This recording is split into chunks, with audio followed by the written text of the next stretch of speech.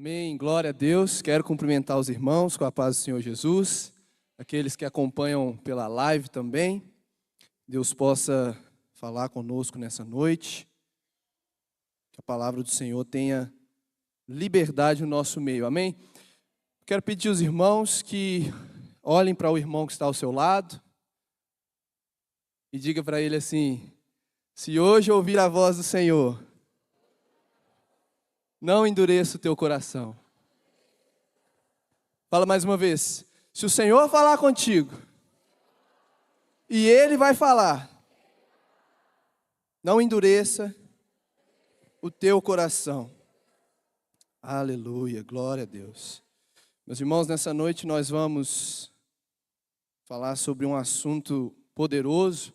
Essa mensagem, na verdade, eu já ministrei ela uma outra vez, mas posso dizer que com a outra roupagem. E hoje o Senhor vai falar grandemente ao nosso coração, com a mesma palavra que eu já ministrei, mas de uma outra forma.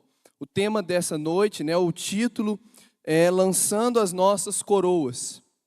E eu acredito que durante a mensagem vocês vão ficar um pouco curiosos do porquê desse título, mas ao final vocês vão compreender bem. Eu quero convidá-los a abrir aí em Filipenses, capítulo 3, verso 7 até o verso 10.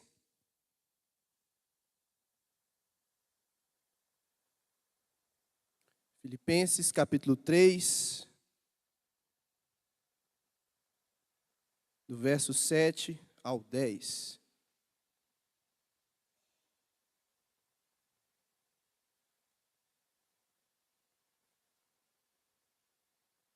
Amém?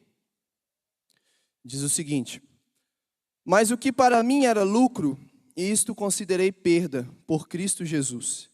Na verdade, considero tudo como perda por causa da sublimidade do conhecimento de Cristo Jesus, meu Senhor. Por causa dele, perdi todas as coisas e as considero como lixo para ganhar a Cristo e ser achado nele. Não tenho justiça própria que procede da lei, mas aquela que é mediante a fé em Cristo, a justiça que procede de Deus, baseada na fé. O que eu quero é conhecer Cristo e o poder da sua ressurreição, tomar parte nos seus sofrimentos e me tornar como ele na sua morte, para de algum modo alcançar a ressurreição dentre os mortos. Amém? Nós vamos ler até aqui. E, meus irmãos, nós estamos aqui reunidos nessa noite pela graça do Senhor, pela misericórdia do nosso Deus, mas nós precisamos entender que nós só estamos aqui por causa da justiça de Deus.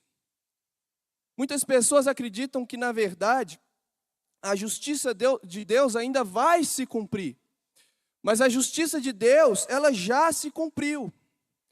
Óbvio, parte dela ainda vai se cumprir, quando o diabo e seus anjos e aqueles que não confessarem Cristo forem para o inferno. Mas aquilo que toca a nós, a igreja, ou seja, no que toca a nós, a justiça de Deus já se cumpriu em Cristo Jesus. Ou seja, nós só estamos aqui porque Deus fez justiça em Cristo. Muitas pessoas, elas na verdade têm medo, de que Deus ainda vá cumprir algum tipo de justiça sobre elas. Mas Deus cumpriu a sua justiça em Cristo.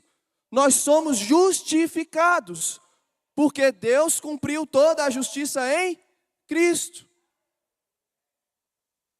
É lógico que nós, como salvos, existe um reino, que nós vamos reinar com Cristo.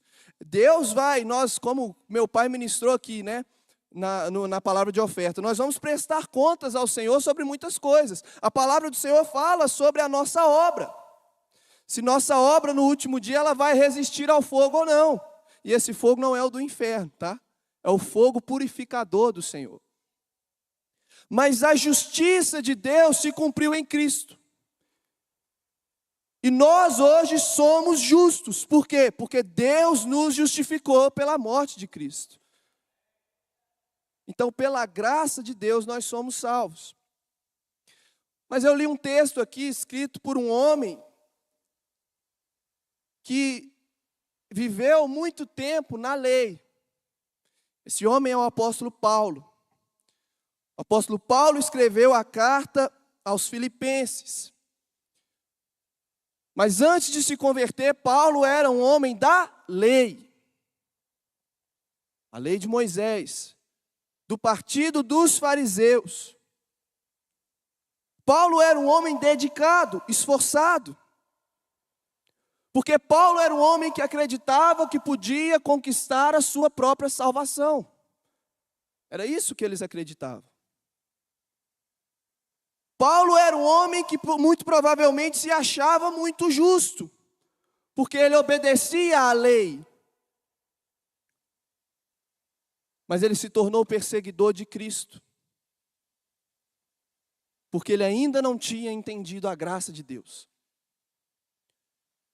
Então um dia Paulo está a caminho de Damasco, onde ali ele ia prender muitos dos cristãos, e na mente dele ele ia fazer um ato de justiça, porque ele ia cumprir a lei de Moisés, mas no caminho ele se encontra com Jesus.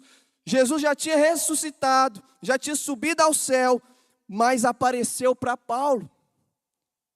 E naquela revelação, o apóstolo Paulo perde a sua visão. E naquela revelação, o apóstolo Paulo compreende que Cristo é o Salvador.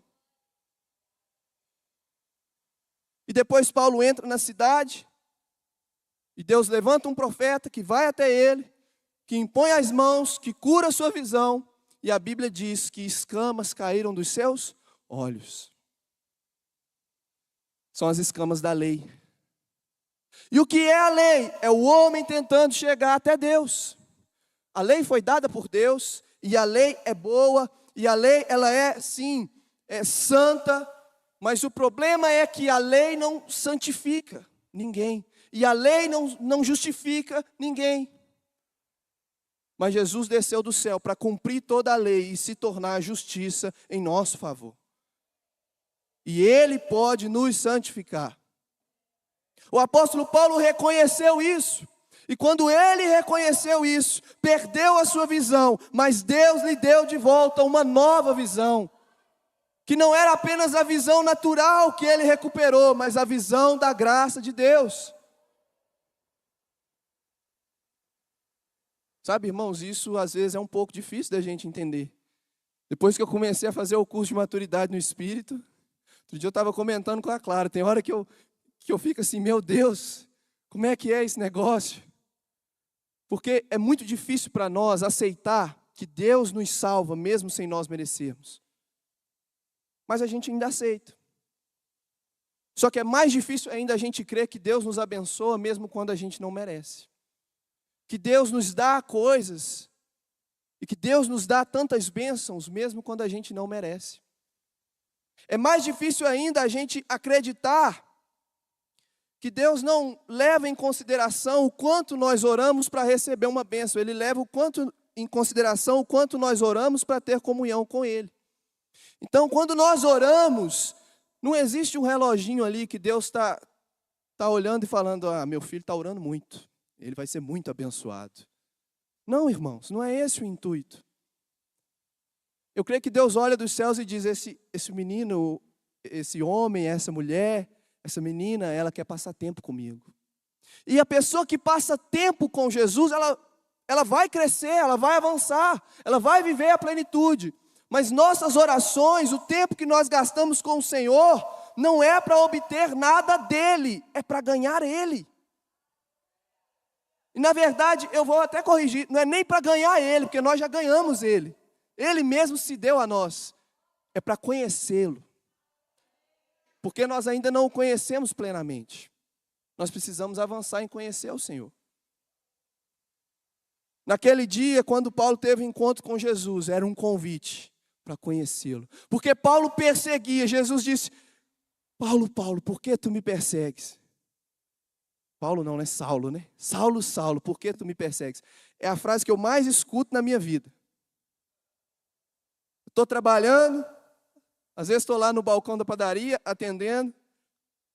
Chega alguém, Saulo, Saulo, por que tu me persegues?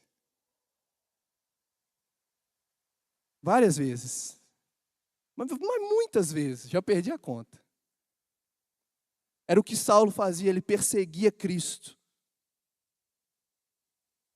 Porque ele queria ganhar a aprovação de Deus. Quando Jesus mostrou para ele que ele não era aprovado por perseguir, mas por crer. Aí Paulo continuou. Deixa eu te dizer uma coisa, Paulo continuou perseguindo Cristo. Só que ele não perseguia mais para atacar, ele não perseguia mais para matar os seguidores, ele passou a ser um perseguidor no sentido de buscar, de desejar, de querer. Então, onde o Senhor está, ele queria estar.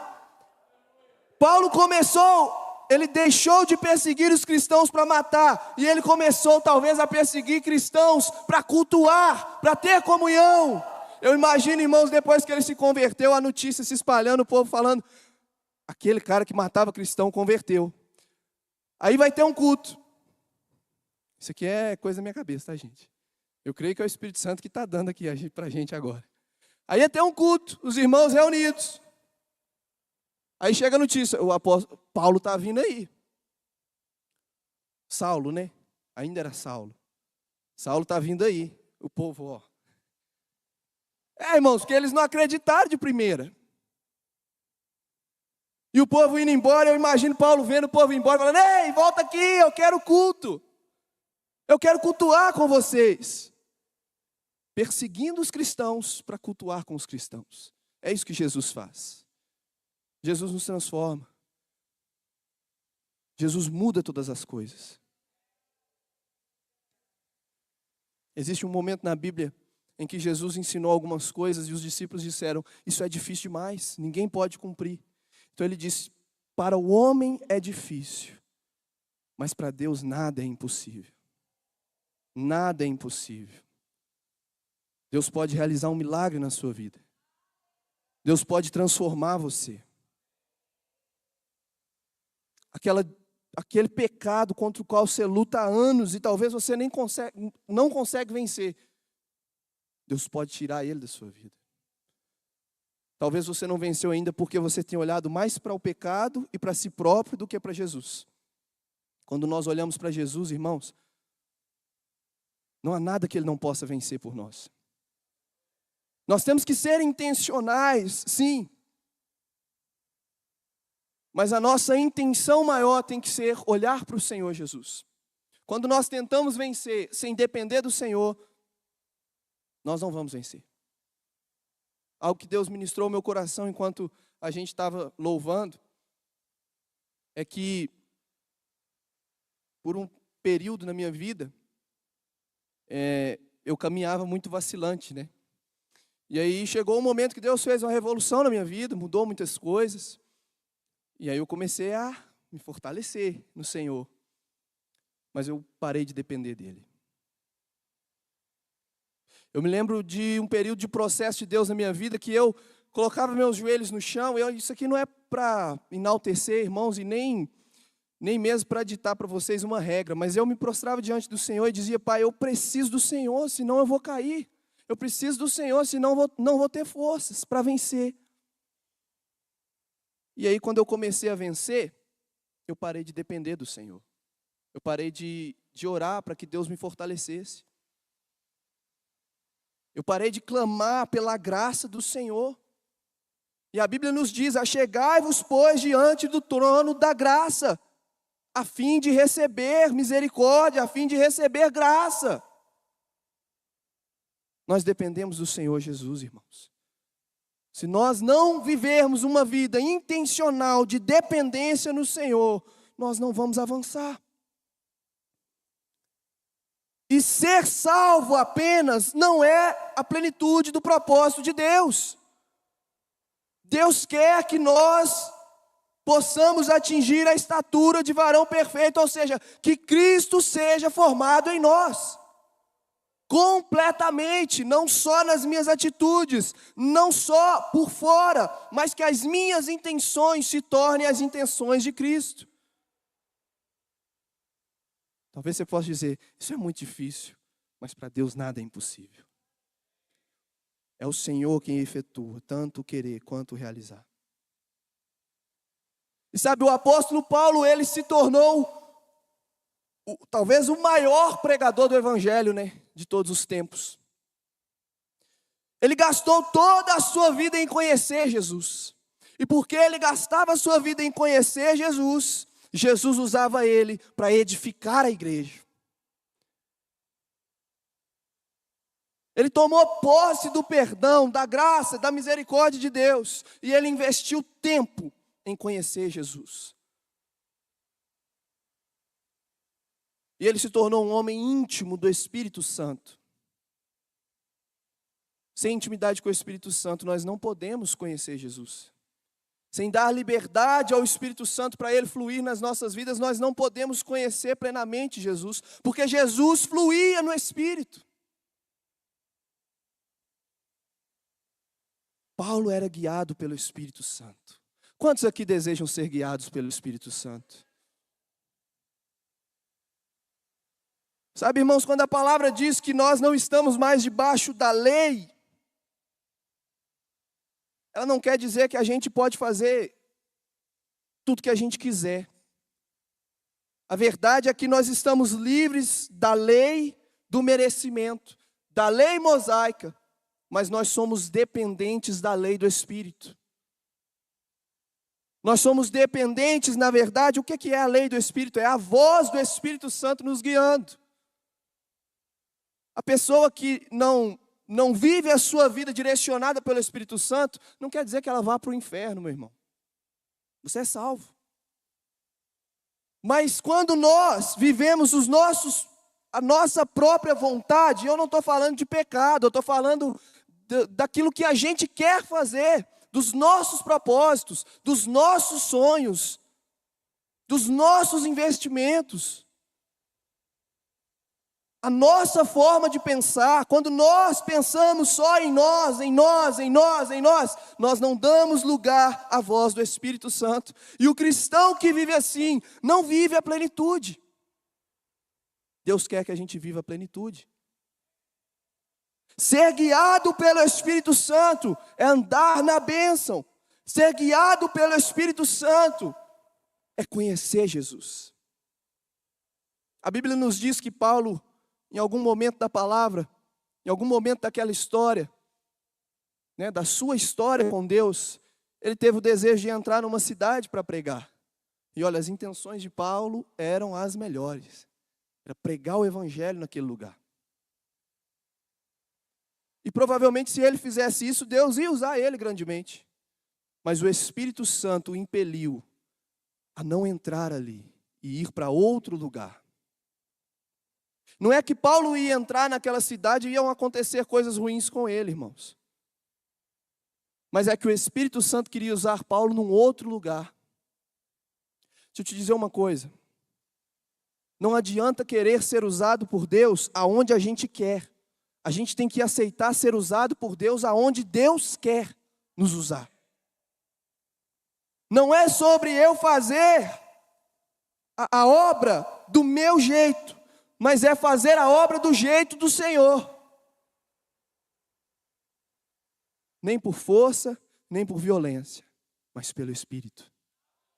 Não é pela minha força, ou seja, não é do meu jeito, não é segundo o meu empenho, não é de acordo com o meu desempenho, mas é pelo Espírito.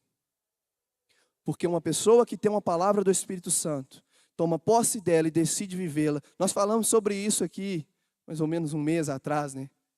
Quem recebe uma visão e se posiciona de acordo com a visão, vive o propósito de Deus. Esse é o propósito do Senhor. É o que o Senhor quer de nós, que a gente avance no fluir do Espírito. E sabe aonde o Espírito Santo vai nos levar? A Cristo. Ele não nos leva a um outro lugar, irmãos. Ele nos leva para a presença de Deus. A plena presença, Pai, Filho e Espírito Santo. E a Trindade, ela trabalha em comunhão. É o Pai apontando para o Filho, é o Filho apontando para o Espírito, é o Espírito apontando para o Pai. E assim vai. É sempre um mostrando e revelando o outro. E nós estamos no meio desse negócio. A gente está no meio desse negócio, conhecendo Deus plenamente. É o que o Espírito Santo deseja, é nos apresentar Cristo, nos revelar Cristo. Vocês percebem que foi a revelação de quem Jesus é que transformou a vida de Paulo? Sim ou não? Ele viu Jesus, e quando ele viu Jesus, ele foi transformado. Mas ele viu só uma vez? Fisicamente, sim. Ele viu apenas uma vez, não é verdade? Mas ele continuou conhecendo o Senhor no seu espírito. Você não precisa ver Jesus com seus olhos naturais. Você precisa ver Ele com seus olhos espirituais. As pessoas, durante os séculos, confundiram as coisas, quiseram engessar Jesus, quiseram moldar Jesus, fazer um Jesus de barro, fazer um Jesus visível e não foram transformadas. E muitas vezes nós não precisamos de gesso nem de barro para formar um ídolo. Nós podemos criar um falso Jesus no nosso coração.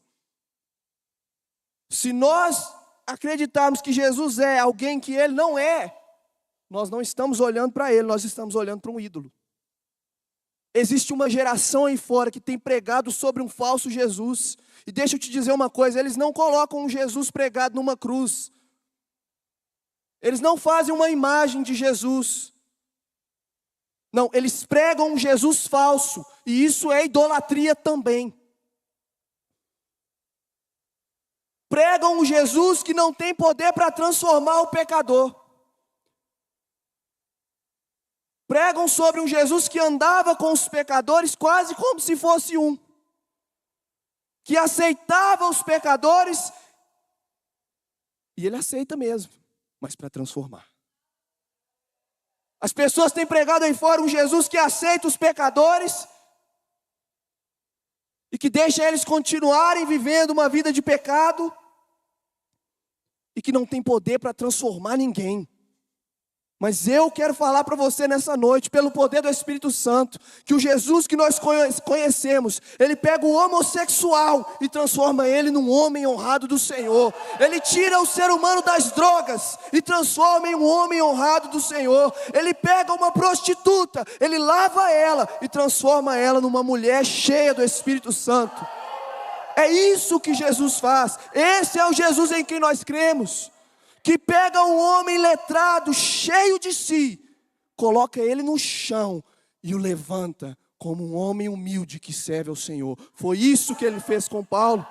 Que pega toda a lei e tira de nós e nos enche de graça. Nos enche de graça. Esse é o nosso Jesus. Aleluia, Deus. Aleluia. Glória a Deus. Esse é o nosso Jesus. Que toca no leproso e a lepra não pega nele, mas o milagre pega no leproso.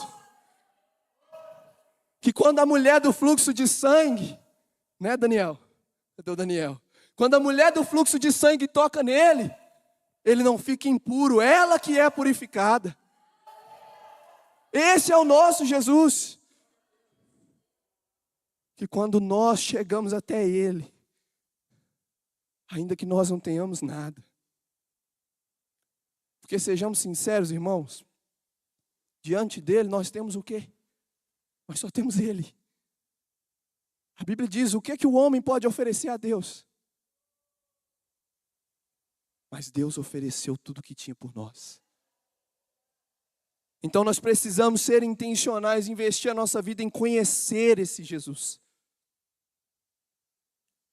Gastar a nossa vida em conhecer Jesus. Existe uma coisa que nós podemos devolver para Deus. Devolver para Deus. É o nosso tempo. Ele nos deu o tempo e nós podemos devolver o tempo para Ele. Ou seja, gastar tempo na presença dEle. É o que nós podemos fazer. Até mesmo quando a gente quer acertar. Às vezes a gente quer acertar, mas quer fazer do nosso jeito. Você pode estar fazendo certo. Mas se você está fazendo do seu jeito, você não está dependendo de Deus. É uma lei. Você está criando uma lei. Para receber algo. Para receber a aprovação de Deus. E nós não somos aprovados por Deus pelo que a gente faz, nós somos aprovados pelo que Jesus fez. E quanto mais nós conhecermos Jesus, quanto mais nós olharmos para esse Jesus, aquilo que está nele é que vai pegar em nós. O pastor Luiz costuma ensinar isso, né? Quando Moisés ergueu a serpente lá no deserto, e a serpente ela representa Cristo. As pessoas olhavam para a serpente e eram curadas. Ou seja, nós temos que olhar para Jesus para ser curados. Não está dizendo que a gente tem que sair fazendo qualquer outra coisa. Não, é olhar para Jesus e ser curado. E isso é mais difícil do que tentar acertar por si próprio. Só que é a única coisa que produz o resultado da transformação. A contemplação de Cristo gera Cristo em nós. Olhar para Cristo gera Cristo em nós. Ter comunhão com Cristo gera Cristo em nós. Você não vai fazer isso com 3 dias. Você não vai fazer isso com apenas uma noite de busca. Você não vai fazer isso com apenas um culto. Tudo isso vai cooperar, vai ajudar. Mas você não se torna semelhante a Cristo de uma hora para outra. É preciso investir tempo e gastar a sua vida em conhecer o Senhor. É preciso gastar os seus dias em conhecer o Senhor. A Bíblia diz de tudo o que se deve buscar. Buscar em primeiro lugar o reino de Deus e a sua justiça. E as demais coisas vos serão acrescentadas. A palavra diz que o reino do Senhor é paz, alegria. Buscar o reino dos céus é, na verdade, buscar o rei dos céus. Eu não conheço o reino se eu não conhecer o rei. As pessoas nem sabiam que existia um reino dos céus, mas o rei desceu para apresentar o reino para elas. E elas só toparam entrar nesse negócio de reino quando conheceram o rei. Deixa eu te perguntar uma coisa, você quando se converteu por causa do reino ou por causa do rei? Você se converteu porque ouviu falar de um rei que te ama? Ou você se converteu simplesmente porque ouviu falar que existe um reino dos céus e tantas outras maravilhas que a Bíblia nos oferece, que a Bíblia nos mostra, que a Bíblia nos promete? Não, nós nos convertemos pelo rei, o rei da glória. Então nós precisamos investir o nosso tempo em conhecê-lo, em desejá-lo, em admirá-lo, em adorá-lo. E se tem uma coisa que, na verdade, quebranta o nosso coração e desmantela o nosso ego, é conhecer Jesus. É conhecer Jesus. Existe um livro, se eu não me engano, que diz: conhecer Jesus é tudo. É isso mesmo, não é? A Clarinha confirmou ali. Conhecer Jesus é tudo. Sabe por quê, irmãos? Qual que foi o grande problema? O que foi o grande pecado do homem? O que foi o resultado do pecado? O que é o problema da humanidade? É estar separado de Deus. É não ter acesso a conhecer Deus. E Jesus disse: eu sou o único caminho, a única verdade e a única vida. E ninguém chega ao Pai se não for por mim. Deixa eu te dizer uma coisa. Ele disse: ninguém vem ao Pai se não for por mim. Todos nós um dia estaremos diante de Deus, sim ou não? Sim ou não? Mas nem todos estarão diante do Pai. Vou te explicar. Todo ser humano vai ter que estar diante de Deus. Alguns estarão diante de um Deus que também é seu Pai, porque aceitaram Jesus. Esses somos nós, amém? Nós estaremos diante de Deus. Nós vamos olhar para Ele e Ele é Deus. Mas Ele também é nosso Pai. Ele nos comprou. Nós somos filhos de Deus. Mas tem pessoas que vão estar apenas diante de Deus. e não vão ter o prazer de dizer que Ele é seu pai, porque são filhos do diabo. E sabe para onde eles vão? Para o inferno, junto ao diabo. Mas Deus nos deu um caminho, Jesus Cristo. E Ele diz: o meu fardo é leve, e o meu jugo é suave. Obedecer o Senhor e viver a vontade de Deus não é pesado. Pesado é resistir à vontade de Deus. Porque quando eu fico resistindo, eu vou me endurecendo, eu vou tornando as coisas difíceis. Aí Deus tem que ir me quebrando, me moendo. Até eu ficar facinho, né? Para Ele. Mas quando eu de primeira digo: Senhor, eu estou aqui, eu quero viver a Tua vontade. Não é pesado. É leve. Vai ter dificuldades. Vão ter momentos difíceis. Paulo sofreu muito na sua vida. Mas é leve. Porque maior é o que está em nós do que o que habita no mundo. Mas se você quiser viver a sua vida resistindo à voz do Senhor, vai ser muito mais difícil para você. Por isso que no início do culto eu disse: se ouvir a voz do Senhor, não endureça o teu coração.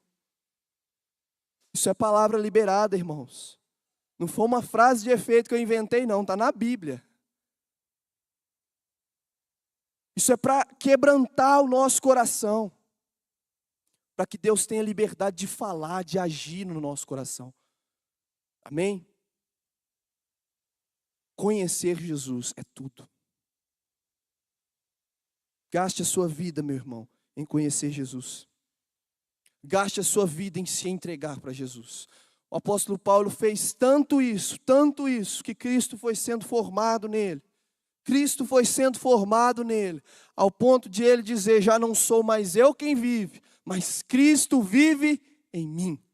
Já estou crucificado com Cristo. Agora já não sou mais eu quem vive, mas Cristo vive em mim. Cristo vive em nós, igreja, pelo Espírito Santo. Nós fomos crucificados com Cristo. O velho homem morreu.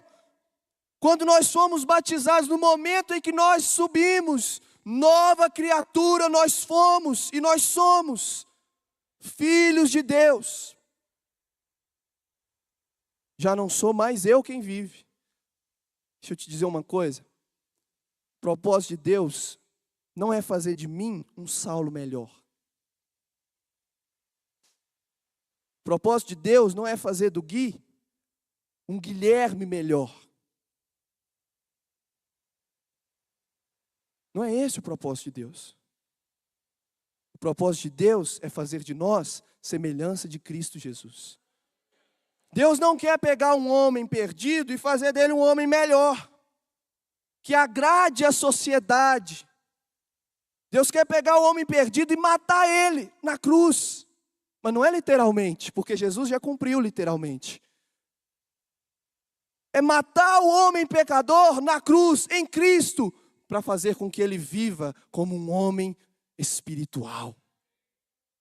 Deus não quer fazer de mim um homem melhor apenas. Claro que nós vamos melhorar. Com Cristo a gente sempre melhora. Mas o propósito de Deus é que eu morra para a minha vontade. Porque a carne, ela continua aqui, né? Tem gente que costuma dizer assim: eu afoguei o velho homem no dia do batismo, mas parece que o infeliz sabe nadar. Né? Porque por mais que a gente morreu para o mundo. Só que realmente, o velho homem parece que ele sabe nadar, porque passa pouco tempo que você foi batizado, olha ele lá já tentando de novo, né?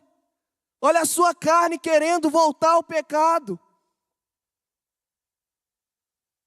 Mas nós não somos como os cães que voltam ao vômito. Não. Nós somos filhos da graça de Deus. Filhos de Deus. Nova criatura no Senhor. Por mais que o velho homem tenha nadado e venha tentar atrapalhar o propósito, existe um homem maior que ele, maior que nós, que habita em nós. O nome dele é Jesus Cristo.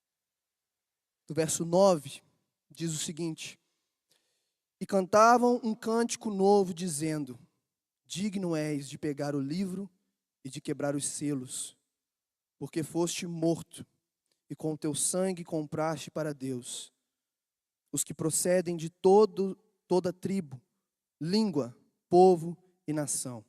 E para o nosso Deus os constituíste reino e sacerdotes, e eles reinarão sobre a terra.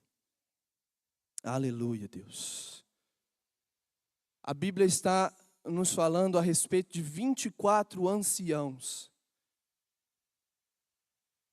Gente, se tem uma coisa que me pegou desde os meus primeiros dias como cristão, foi essa história de 24 anciãos. Na igreja onde eu me converti, cantava-se um louvor que dizia: os 24 anciãos declaram que a raiz de Davi e o leão de Judá venceu. Esse louvor é bem antigo. Eu ficava assim, meu Deus, o que é esse negócio de 24 anciãos? Quem que é esse povo? Alguns teólogos dizem que são, na verdade, seres celestiais. Ou seja, só existem eles, são os 24 anciãos. Esse é o nome deles. Foram criados anciãos. Já uma outra corrente teológica afirma que esses 24 anciãos são, na verdade, os 12 apóstolos e os 12 filhos de Jacó. Ou seja, os 12 filhos lá de Jacó, as 12 tribos de Israel e os 12 apóstolos. Esses 24 anciãos representam o Israel de Deus e a igreja de Cristo. Mas deixa eu te dizer uma coisa. Os filhos de Jacó não estavam debaixo da lei de Moisés. Lógico, existem pessoas debaixo da lei de Moisés que foram salvas.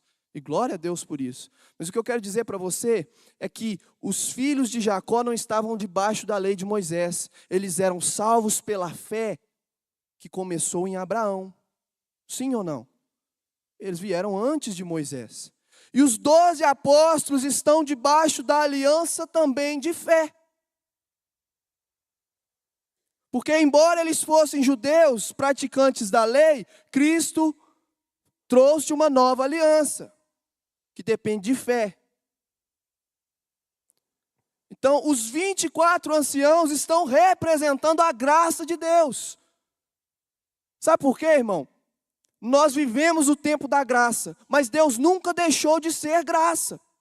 Porque mesmo dependendo de uma lei, o povo só é salvo porque Deus é graça. Porque se Deus quisesse, Ele poderia negar qualquer ser humano, porque nós traímos Ele. Mas Deus deu a lei porque Ele é graça, porque queria que o ser humano fosse salvo. E Deus deu Jesus para cumprir a lei porque Deus é graça, para nós sermos salvos. Então os 24 anciãos, se de fato forem, os 12 filhos de Jacó e os 12 apóstolos, eles falam da graça de Deus. São homens que gastaram a sua vida no propósito do Senhor. São homens que alguns perderam sua cabeça. Eles estão assentados ao redor do trono do Senhor. Ou seja, eles têm uma visão privilegiada, uma posição privilegiada. Eles receberam tronos e coroas como galardão. E a coroa é uma bênção. Nós ansiamos por isso. E receber uma coroa de Cristo é uma bênção. Mas a Bíblia está nos dizendo que os 24 anciãos se dobraram diante do trono, tiraram suas coroas, e em outra tradução vai dizer que lançaram suas coroas, provavelmente aos pés daquele que estava sentado no trono. E eles diziam: Tu és digno, Senhor, de honra, glória e poder, porque foi o Senhor quem comprou povos de todas as nações, tribo e língua. Ainda que o Senhor tenha me dado posição de honra, ainda que o Senhor tenha me feito assentar num trono, e ainda que o Senhor tenha colocado uma coroa sobre a minha cabeça, ainda que a graça do Senhor tenha me ungido com óleo, colocado um anel no meu dedo, calçado os meus pés, eu coloco os meus joelhos no chão para dizer que só o Senhor é digno de honra, de glória e de louvor, porque foi o Senhor que comprou povos de toda tribo, nação e língua.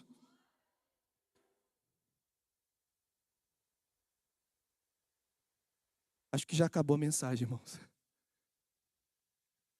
Lançar a nossa coroa. É dizer, Jesus, o Senhor me salvou. E a partir de hoje, não sou mais eu quem reino. O Senhor pode reinar em mim.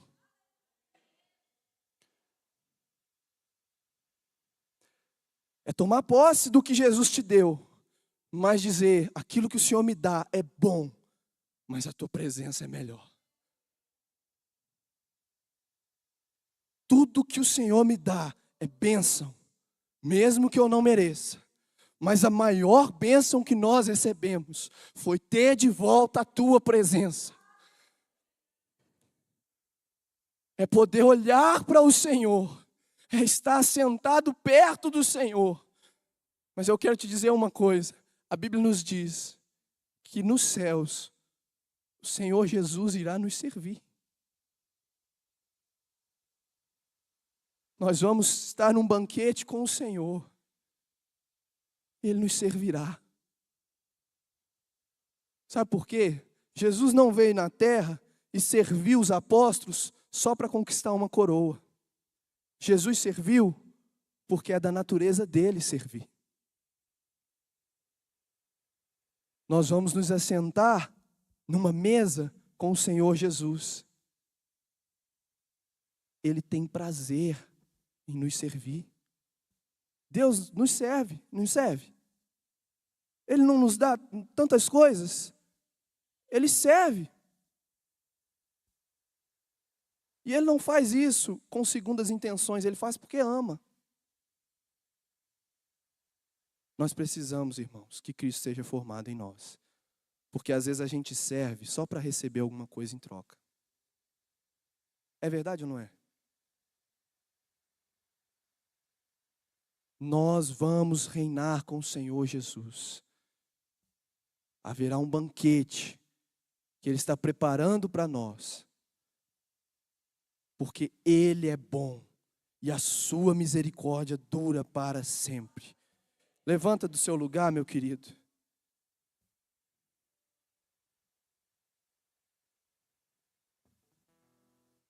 Chegará um dia em que o Senhor descerá do céu. Chegará um dia em que o Senhor se assentará no seu trono de glória. Ele vai nos recompensar segundo as obras que nós fizemos. Porque a salvação não dependeu das nossas obras, dependeu apenas da graça do Senhor. Talvez você esteja aqui hoje visitando. E já faz tempo que você vem visitando igreja. Mas você ainda não teve coragem de assumir um compromisso com Jesus. Deixa eu te dizer uma coisa, não depende de você fazer alguma coisa, depende só de você crer. Talvez na sua mente você ainda esteja pensando, isso pode ser para alguém que está em casa. Eu preciso consertar algumas coisas ainda, pregador, para poder voltar para a presença do Senhor. Eu preciso resolver algumas coisas, eu ainda peco demais, eu preciso ser melhor para poder aceitar Jesus, para entregar minha vida para Jesus. Eu preciso consertar algumas coisas para ser batizado. Eu quero te dizer uma coisa, não depende de você. Quando Jesus disse para Pedro, larga as suas redes e segue-me, Ele não pediu Pedro para voltar e consertar nada, Ele só disse, segue-me, porque eu farei de você pescador de homens. Não depende de você. Se você está com medo de assumir um compromisso com Jesus, é Jesus que garante a sua vitória sobre o pecado. Ele morreu por você, Ele sofreu por você, porque Ele te ama. Ele tirou a coroa de espinhos que deveria estar na sua cabeça, colocou na dele, pegou a coroa dele e colocou na sua, só para dizer que te ama. Cristo quer te salvar nessa noite. Você que é a igreja, o Senhor não nos chamou para ser cauda, Ele nos chamou para ser cabeça. Reconhecendo que o cabeça da igreja é Cristo. Sabe o que isso significa? Que Deus não nos chamou para viver menos do que a plenitude do Espírito. Mas para viver a plenitude do Espírito, eu preciso crer que depende do Espírito. Se eu não tirar a coroa do meu merecimento e deixar o Senhor reinar no meu coração, eu viverei uma vida cristã distante do propósito de Deus. Eu viverei uma vida cristã distante da plenitude de Deus, resistindo à vontade de Deus, e isso é muito pesado. Mas quando eu e você abrirmos mão dessa coroa de vaidade, dessa coroa de merecimento, de achismo, de sou eu que decido, é do meu jeito, é como eu quero. Quando nós tirarmos essa coroa e dissermos, Senhor, eu estou aqui, é do seu jeito, o Senhor faz como quiser, do jeito que quiser, no dia que quiser, se não quiser fazer também, o Senhor não faz, eu dependo do Senhor. Quando nós tomarmos posse disso, viveremos a plenitude do Espírito Santo. E existe uma promessa de Deus sobre a igreja, é promessa de avivamento. Avivamento. A Bíblia diz que o mundo viverá uma grande apostasia, mas nós viveremos o grande avivamento. Aleluia, Deus. Eu quero orar por você.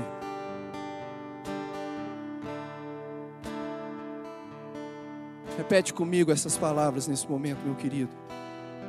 Senhor Jesus, nessa noite, eu lanço fora os meus méritos. Eles são uma ilusão.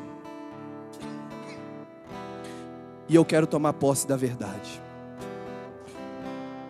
Os méritos são seus. A coroa é tua. É o Senhor quem dá. É o Senhor quem governa. É o Senhor quem guia. É o Senhor quem fortalece. É o Senhor quem restaura. É o Senhor que cura. É o Senhor que liberta.